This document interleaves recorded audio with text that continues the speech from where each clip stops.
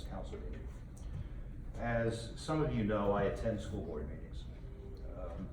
It's a very odd habit. I acknowledge that, so please don't judge. Anyway, the school board has talked about this over the course of the last 18 months.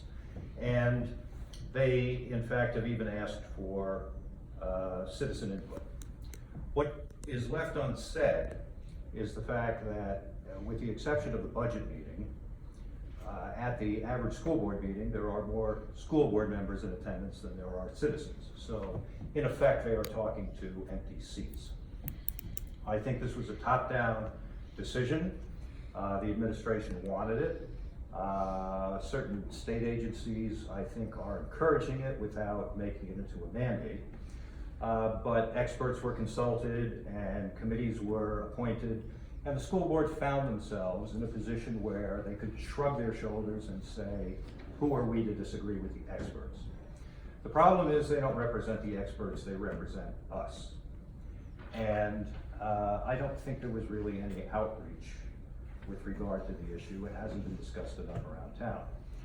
I took it upon myself last summer to find out what people were thinking around town. And I went around town to take a little survey.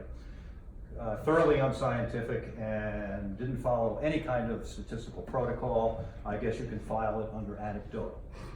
And let me tell you up front a couple of things. I don't own a gun. I wouldn't know which end of a gun to shoot. However, if people want to have a firearm, I have no problem with the Second Amendment. That's their choice.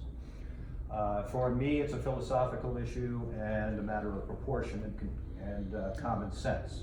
I wouldn't bring a gun to mass on Sunday. I wouldn't bring a gun to the library. I don't think schools are places for guns. You also, I don't think anybody can guarantee me with any statistical certainty that our children will be materially safer because there are guns in our schools. Anyway, I asked the following question in my survey. I said the school board or the school district is thinking about hiring Class 3 officers, that is, officers who are entitled to carry a firearm. Is this a good idea or a bad idea? And I spoke to people at the checkout line at King's. I spoke to people in Charlie's Aunt, at the 4th of July parade, at backyard barbecues, high school graduation parties, talked to my neighbors up and down Hillside Avenue, and at Labor Day picnics. In the interest of full disclosure, I will tell you during the course of some of those discussions there was alcohol involved, and it led to some pretty lively back and forth. Once people get lubricated, they will tell you what they really think. And the first thing I found out was that the overwhelming majority of people had no idea that this discussion was even taking place.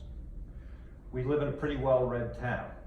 The education level here is high. We have a rate of something like 80% of the population has a bachelor's degree or better. That's unheard of in most towns.